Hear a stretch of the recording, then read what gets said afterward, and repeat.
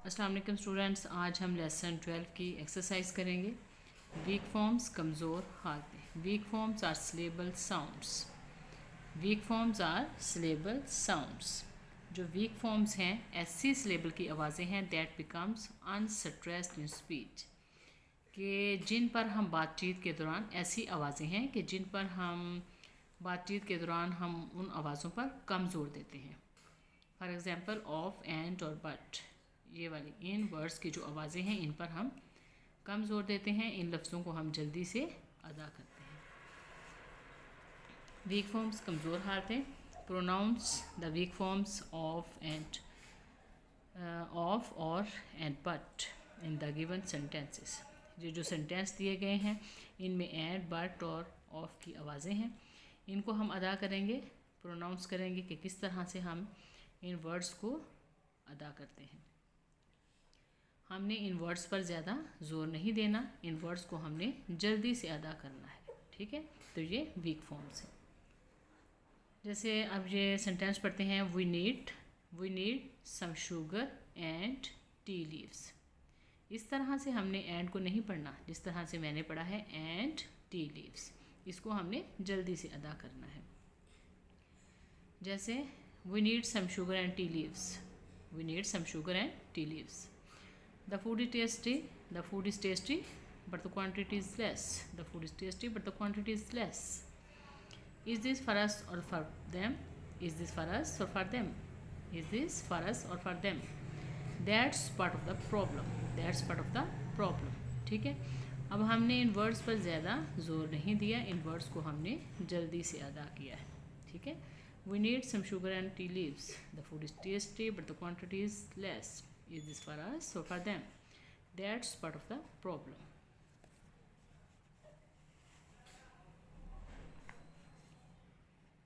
Read and practice the given dialogues. साद और उस्मान के दरमियान है ये डायलॉग। साद कहता है, अस्सलाम वालेकुम Usman, where are you going? तुम कहाँ जा रहे हो? उस्मान, वालेकुम सलाम। एक्चुअली दरअसल माई ग्रैंडफादर, मेरे दादा जान, इज़ नॉट फीलिंग वेल, मेरे दादा जान ठीक नहीं है। I am going to get medicine for him, I am going मैं जा रहा हूँ, टू गेट लेने, मेडिसन दवाई, फॉर हिम उनके लिए, मैं उनके लिए दवाई लेने जा रहा हूँ। दरअसल मेरे दादा जान बीमार हैं, ये उनकी हालत ठीक नहीं है। साथ, oh sad to know, oh sad to know, oh sad to know ये जानकर दुख हुआ। डोंट वरी परेशान मत हूँ। He'll get well soon, he will get well soon, वो जल्द ठीक हो जाएंगे। उस्मान, थैंक यू, आपका शुक्रिया। Where are you going? तुम कहाँ जा रहे हो? साथ, my brother needs water colors for his painting. My brother, मेरे भाई को need ज़रूरत है वाटर कलर्स की, for his painting, अपनी पेंटिंग के लिए, कि अपनी पेंटिंग के लिए मेरे भाई को वाटर कलर्स की ज़रूरत है। I am going to buy them. I am going मैं जा रहा हूँ, टू बाय दैन मैं उसके लिए ये ख़रीदने जा रहा हूँ। Usman, okay take care, okay take care, अपना ख्याल रखना। सारा और आमना के दरमियान है ये डायलॉग। सारा, यू लुक सो हैप्पी, तुम बहुत खुश दिखाई देती हो। व्हाट हैपेंड, क्या हुआ? Amna, I am going on a study trip, I am going मैं जा रही हूँ, ऑन अ स्टडी ट्रिप, एक स्टडी टूर पर, विद माई स्कूल, अपने स्कूल के साथ। स्टडी ट्रिप होता है जो स्टडी के हवाले से हो, पढ़ाई के हवाले से हो। ठीक है, I am going on a study trip with my school, मैं अपने स्कूल के साथ एक स्टडी ट्रिप पर जा रही हूँ, मुतालियाती सैर के लिए जा रही हूँ। That's great. सारा, दैट्स ग्रेट, बहुत खूब। आमना, बट लेकिन my best friend is not going with me, but लेकिन माई बेस्ट फ्रेंड मेरी बेहतरीन दोस्त इज़ नॉट गोइंग नहीं जा रही विद मी मेरे साथ। सारा, वाई क्यों? आमना, बिकॉज क्योंकि she did not get permission from her parents, she didn't get permission from her parents, क्योंकि उसे अपने पेरेंट्स, अपने वालिदैन से इजाज़त नहीं मिली। सारा, ओ आई होप मुझे उम्मीद है, यू एन्जॉय योर ट्रिप, कि तुम अपनी सैर को इन्जॉय करोगी, अपनी सैर से लुत्फ़अंदोज़ होगी। आमना, थैंक यू, आपका बहुत शुक्रिया। Reading and critical thinking. Keywords, verbs and tenses used in a question can help us a lot to identify the question's type. जो किसी भी क्वेश्चन में कीवर्ड्स होते हैं, वर्ब्स और टेंसेस इस्तेमाल किए जाते हैं किसी भी क्वेश्चंस में, तो ये हमारी आइडेंटिफाई करने में हेल्प करते हैं कि जो क्वेश्चन है वो किस टाइप का है, जो क्वेश्चन है किस टाइप का है। कीवर्ड्स, वर्ब्स और टेंसेस जो हैं किसी भी क्वेश्चन में, ये हमें शनाख्त करने में मदद देते हैं कि ये जो क्वेश्चन है किस टाइप का है। एंड इंटरप्रेटिव क्वेश्चन जो है इसको आप पढ़ेंगे इंटरप्रेटिव क्वेश्चन होता है तशरीही सवाल, जिसमें तशरीह की जाती है, जिसका जवाब जो है वो डिटेल से होता है। Interpretive question has more than one answer. इनका जो इंटरप्रेटिव क्वेश्चन है इसका आंसर एक से ज़्यादा होता है, मतलब इसका जो आंसर है वो ज़रा लॉन्ग होता है। दैट कैन बी एक्सप्लेन, जिनकी वजाहत की जा सकती है। जो इस तरह के सवालात होते हैं उनकी वजाहत की जा सकती है with the help of examples, मिसालों की मदद से, फ्रॉम द टेक्स्ट। जो सब हमने पढ़ा होता है वहीं से हम उनकी एग्जांपल्स लेकर उसको एक्सप्लेन कर सकते हैं। आंसर दीज क्वेश्चंस, इन सवालात के जवाबात हैं यहाँ पर। सबसे पहले है what was the brochure about, कि जो है ब्रोशर जो है वो किसके बारे में था। The brochure was about traffic rules. The brochure was about traffic rules. To whom did Ahsan write the letter and why? To whom did Ahsan write the letter and why? Ahsan ने letter किसको लिखा और क्यों? इसका answer यहीं से है। Ahsan wrote the letter to the traffic police. ये इतने क्वेश्चन का आंसर हो गया कि एहसन ने ख़त लिखा टू द ट्रैफिक पुलिस को। एंड वाई, क्यों लिखा? टू इन्फॉर्म करने के लिए। Ehsan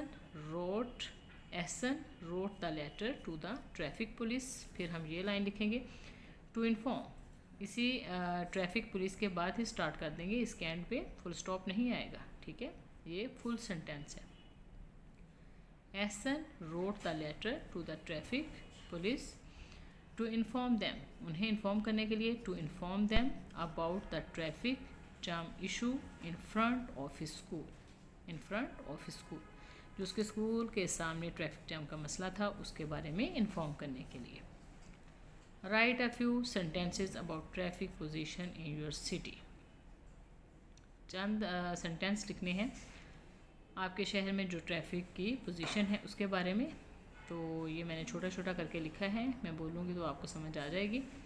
the traffic problems have increased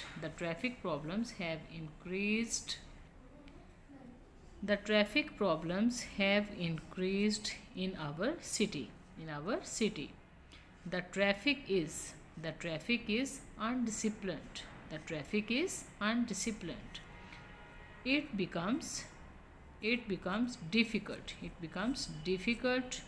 to cross the road को क्रॉस करना मुश्किल हो गया है। It becomes difficult to cross the road.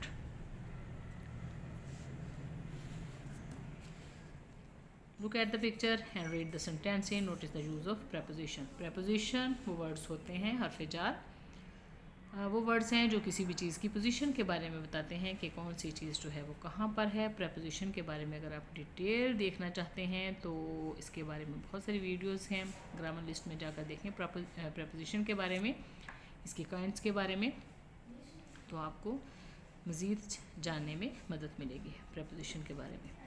The family standing in front of the camp. अब फैमिली की पोजीशन बताई है कि वो कहाँ है, वो कैंप के सामने खड़ी है। The family is standing in front of the camp. Clouds are above the mountains. बादल कहाँ हैं? माउंटेन्स के ऊपर। Clouds are above the mountains. Ali is sitting between his mother and father. Ali अपने अम्मी और अब्बू के दरमियान में बैठा है। जब दो लोगों के दरमियान कोई चीज़ हो तो बिटवीन आता है, और जब ज़्यादा लोगों के दरमियान कोई चीज़ हो तो अमंग आएगा, ठीक है। Ali is sitting between his mother and father. Between क्या है? प्रेपोजिशन। इसको रेड करना ये भूल गए हैं, ये preposition. The trees are behind the tent. The trees are behind the tent, दरख्त टेंट के पीछे हैं। The boys are standing next to the camp, लड़के कहाँ खड़े हैं, बिल्कुल ही उसके कैंप के बिल्कुल पास, करीब, ठीक है, मतलब कैंप ख़त्म होता है तो साथ ही लड़के खड़े हैं। The boys are standing next to the camp. Look at the picture. Use the given position words to describe the picture and write the description in your notebook. अब इन वर्ड्स को, इन प्रपोजिशन को हमने इस्तेमाल करते हुए ये जो कमरे में चीज़ें पड़ी हुई हैं इनके मुताबिक हमने सेंटेंस बनाने हैं। अब इन सबसे पहले इन है, on, between, under, in front of, behind, right, left, तो ये सारे सेंटेंस मैंने छोटे छोटे करके लिख दिए हैं। The cycle is in the room, किसी भी चीज़ को आप कह सकते हैं इन द रूम, जैसे telephone is in the room, table is in the room, sofa is in the room, ठीक है। The cycle is in the room. Books are on the table, ये इसके ऊपर है, जब कोई चीज़ किसी चीज़ के ऊपर होती है तो ऑन आता है। Books are on the table. Table is between sofa and TV.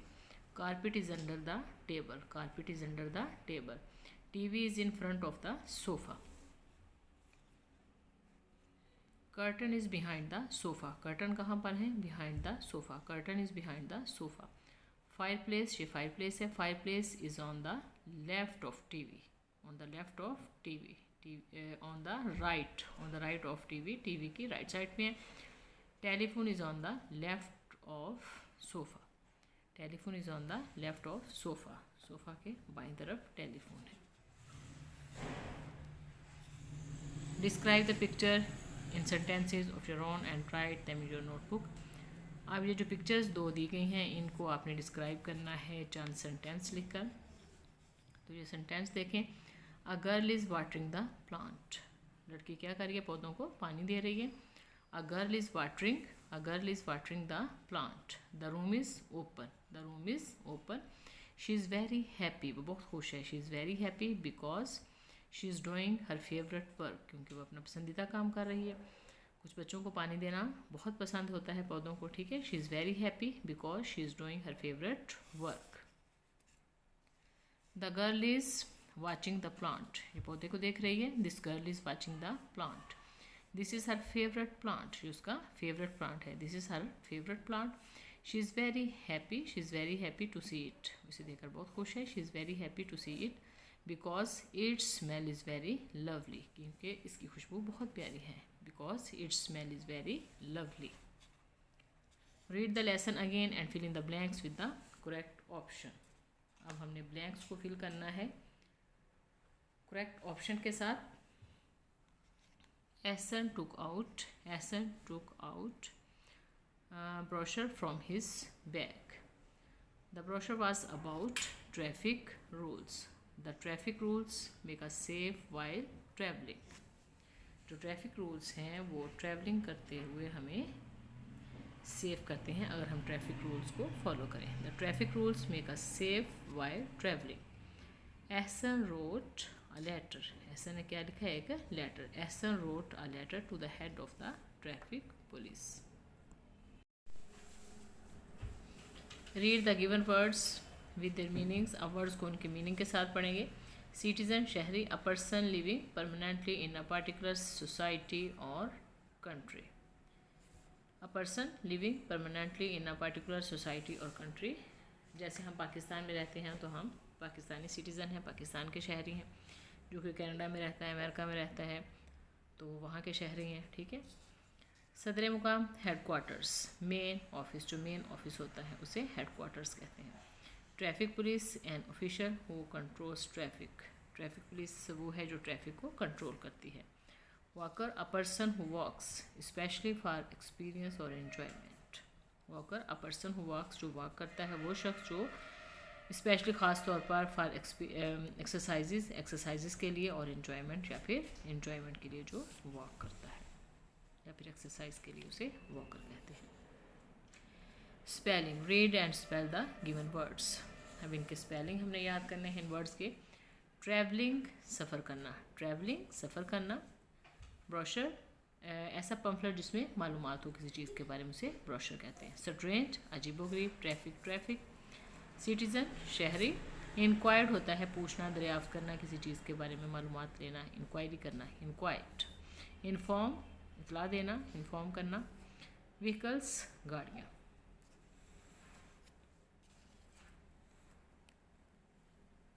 अब यहाँ पर है read the given regular Plurals. अब रेगुलर प्लूरल्स क्या होते हैं ये गौर से सुने। रेगुलर प्लूरल्स, ठीक है, जस्ट रेगुलर प्लूरल्स की हम यहाँ पे बात कर रहे हैं। रेगुलर प्लूरल्स वो हैं जिन वर्ड्स को हम प्लूरल बनाने के लिए, जो वर्ड्स हमारे प्लूरल बनाने के लिए एस लगे, जिन वर्ड्स को हम प्लूरल बनाना चाहें तो वो एस के साथ बने, एस के साथ बने, या फिर आई एस के साथ बने, तो वो रेगुलर प्लूरल्स हैं। इन रूल्स के तहत, एस वाले रूल के तहत ई एस के साथ और आई एस के साथ जो वर्ड सिंगुलर से प्लूरल बनते हैं उनको रेगुलर प्लूरल्स कहा जाता है। जैसे कार, कार्स, हाउस, हाउसेस, बस, buses, match, matches, story, stories, party, parties.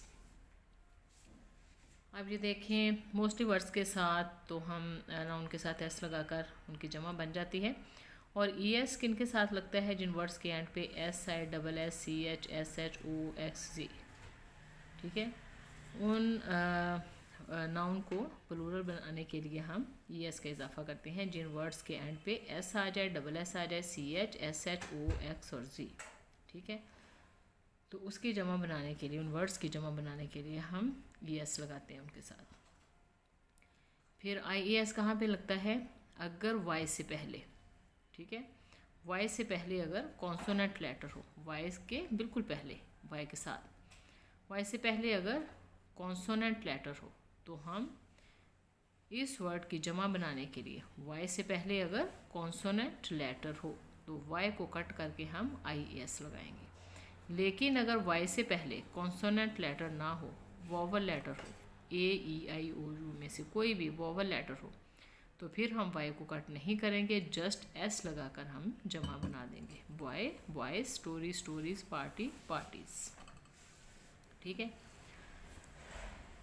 आपको समझ आ गई होगी कि वाई से पहले, वाई के साथ ही वाई से पहले अगर कॉन्सोनेंट लेटर है तो वाई को कट करके आई एस लगाकर जमा बनाएंगे, और अगर वाई से पहले कोई भी वोवल लेटर है, ए ई आई ओ यू में से कोई भी, तो वाई को हम कट नहीं करेंगे, साथ में एस लगा के जमा बना देंगे। तो जो वर्ड्स, जिन वर्ड्स को हम इन रूल्स के तहत प्लूरल बनाते हैं, एस लगाकर, ई एस लगाकर, आई ई एस लगाकर, ठीक है, तो ये रेगुलर प्लूरल्स कहलाते हैं।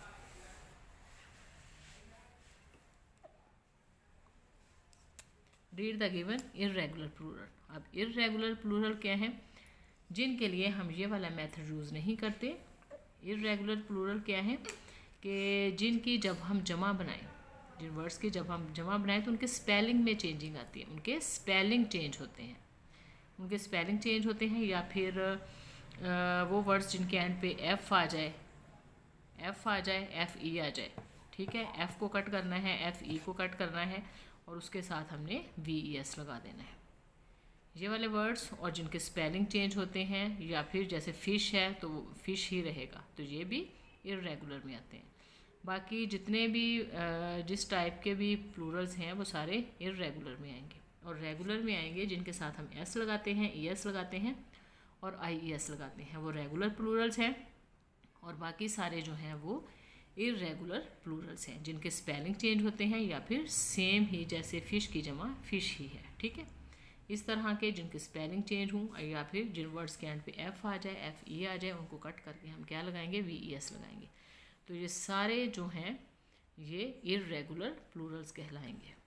जैसे goose, geese, wolf, wolves, man, man, mouse, mice, ox, oxen, tooth, teeth. ये वही बातें लिखी हुई हैं जो मैंने आपको बताई हैं। अब है यहाँ पर child, children, book. Change the given nouns into Plurals and write them in your notebook. अब इनकी जस्ट हमने लिखना था, सिंगुलर की प्लूरल बनाने हैं। Child, children, book, books, carp, carps, foot, feet, city, cities. Fill in the missing letters to complete the words. अब इन वर्ड्स को कंप्लीट करने के लिए जो मिसिंग लेटर हैं वो लिखेंगे। Citizen, inform, strange, inquire, traffic. Citizen, inform, strange, inquire, traffic. अब यहाँ पर है read the given sentences and notice the use of pointing words. अब पॉइंटिंग वर्ड्स को हम किस तरह से इस्तेमाल करते हैं वो हमने पढ़ना है। पॉइंटिंग वर्ड्स कौन से हैं? दिस, दैट, दीज और those are used with the nouns to refer to people और things. We use this and these for people और thing close to us. This और दीज का इस्तेमाल उन चीज़ों के लिए होता है जो हमारे करीब होती हैं। जब हम करीब की चीज़ों की तरफ इशारा करते हैं तो हम दिस और दीज का इस्तेमाल करते हैं। दिस एक चीज़ के लिए और दीज ज़्यादा चीज़ों के लिए। जब हम दूर की चीज़ों की तरफ इशारा करते हैं तो दैट और दोज का इस्तेमाल करते हैं। दैट एक चीज़ के लिए और दोज ज़्यादा चीज़ों के लिए। जैसे this is my favourite breakfast. This is my favourite breakfast. That dress is beautiful. I like these vases. I like these vases. मुझे ये गुलदान पसंद हैं। Those apples are very juicy. Make sentences using each pointing words. अब pointing words जो पीछे हमने किए हैं उनको यूज़ करते हुए अपने सेंटेंस बनाने हैं। फिर है the past continuous tense. The past continuous tense is used to express in an ongoing action in the past. Past continuous tense जो गुजरे हुए ज़माने में जो काम जारी रहा हो उसे कहते हैं। अब इसकी पहचान ये है कि इसके फ़िक्रों के आखिर में रहा था, रही थी, रहे थे या रहा रही आएगा। पास्ट कॉन्टिन्यूस टेंस के बारे में जितने भी टेंस हैं उन सब की वीडियोज़ हैं, इसकी भी है, तो आप वहाँ से ज़्यादा डिटेल देखना चाहते हो तो वहाँ से देख लेना। तो इसका बनाने का तरीका क्या है? अफर्मेटिव मुस्बत जुमले बनाने का, नेगेटिव मनफी और इंट्रोगेटिव सेंटेंस बनाने का क्या तरीका है वो यहाँ पे फॉर्मूला लिखा हुआ है। मुस्बत जुमले बनाने के लिए, अफर्मेटिव सेंटेंस बनाने के लिए सबसे पहले सब्जेक्ट आएगा, उसके बाद वाज या वर। सिंगल सब्जेक्ट होगा तो वाज आएगा और प्लूरल सब्जेक्ट होगा तो वर आएगा। फिर first form of the verb और उसके साथ आईएनजी प्लस ऑब्जेक्ट। इसी तरह नेगेटिव बनाने के लिए सब्जेक्ट, फिर वाज वर के साथ नॉट लगाएंगे, फिर वर्ब की फर्स्ट फॉर्म के साथ ING plus object. Interrogative sentence बनाने के लिए वाज वर को हम स्टार्ट में ले आएंगे, फिर सब्जेक्ट, वर्ब की फर्स्ट फॉर्म, उसके साथ आईएनजी, फिर plus object. Read the given sentences. Seher and Sophia were playing. Seher and Sophia were playing. He was not writing a letter. We were getting late for the flight. They were running for a race. Was Salma going to Karachi? ठीक है, बहुत ही आसान tense है ये। इसकी video आप देखें, मेरी ग्रामर लिस्ट में मौजूद है।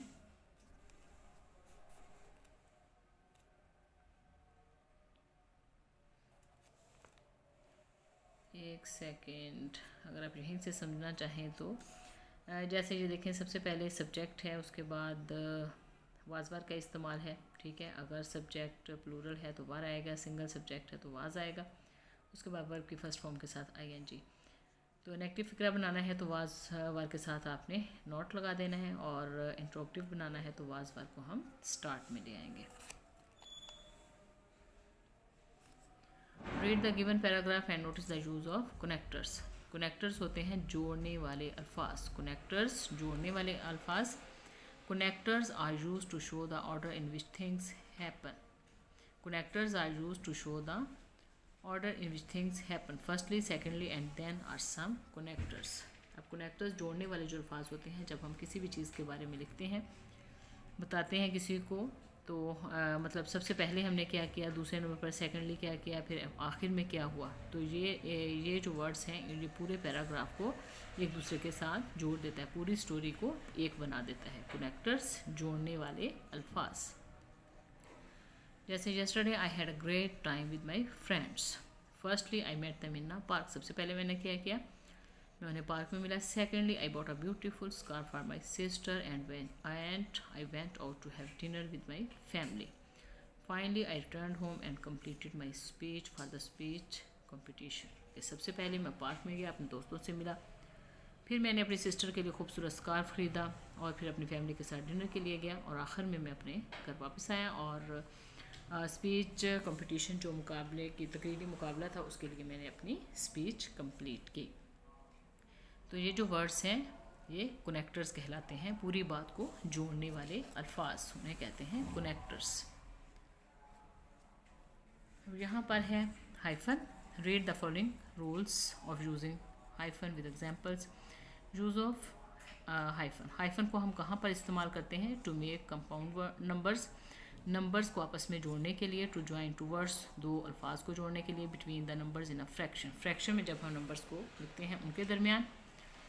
जैसे द बिल्डिंग हैज़ 21 फ्लोर्स, अब 20 के बाद हम हाइफन लगाया और फिर 21 floors. Ahsan is a good looking, ये दो वर्ड्स को हमने आपस में जोड़ा है। Ahsan is a good looking boy. He ate 1/4, 1 बीच में हाइफन फिर 4th 1/4। He ate 1/4 of the bread, उसने ब्रेड का 1/4 खाया।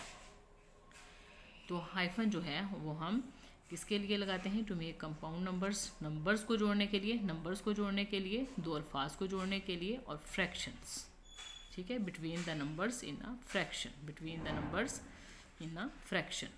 तो यहाँ पर हम हाइफन का इस्तेमाल करते हैं। 21 गुड लुकिंग 1/4, ठीक है। अब यहाँ पर देखो यहाँ पर hyphenate the given words correctly, then make sentences of these words. फिर आपने इसके सेंटेंस बनाने हैं, जुमले बनाने हैं इन वर्ड्स के। जैसे अब यहाँ पर दो वर्ड्स हैं वेल नॉन, ठीक है, वेल नॉन, तो इसके दरमियान में हम हाइफन लगाएंगे। वेल नॉन मशहूर को कहते हैं, इसका सेंटेंस आप कुछ भी बना सकते हैं। He is well non businessman कह सकते हैं। He is well non player है 30, उसके बाद हम हाइफन लगाएंगे फिर 2, 32, इसके दरमियान में हम हाइफन लगाएंगे। 32 32, वी हैव 32 टीथ, हमारे 32 दांत होते हैं। We have 32 teeth. Mind blowing, दरमियान में हम क्या लगाएंगे? हाइफन लगाएंगे। माइंड ब्लोइंग इंतहाई हैरान कुन। His speech was mind blowing, his speech was mind blowing, उसकी स्पीच माइंड ब्लोइंग थी, हैरान कुन थी। His speech was mind blowing. 4 minutes 4 minutes, अब इनके दरमियान में हम हाइफन लगाएंगे। 4 minutes. It takes me 4 minutes to reach there, कि यहाँ पहुँचने के लिए मुझे 4 मिनट लगते हैं। It takes me 4 minutes to reach here. जो चीज़ें आपके करने वाली थी, आपके लेवल के मुताबिक थी, वो मैंने सारी आपको करवाने की कोशिश की है। इंशाल्लाह आपको समझ आ गई होगी। अगर आपको मेरी ये वीडियो अच्छी लगे तो इसे लाइक करें, सब्सक्राइब करें और अपने फ्रेंड्स के साथ शेयर ज़रूर करें। अल्लाह हाफिज़।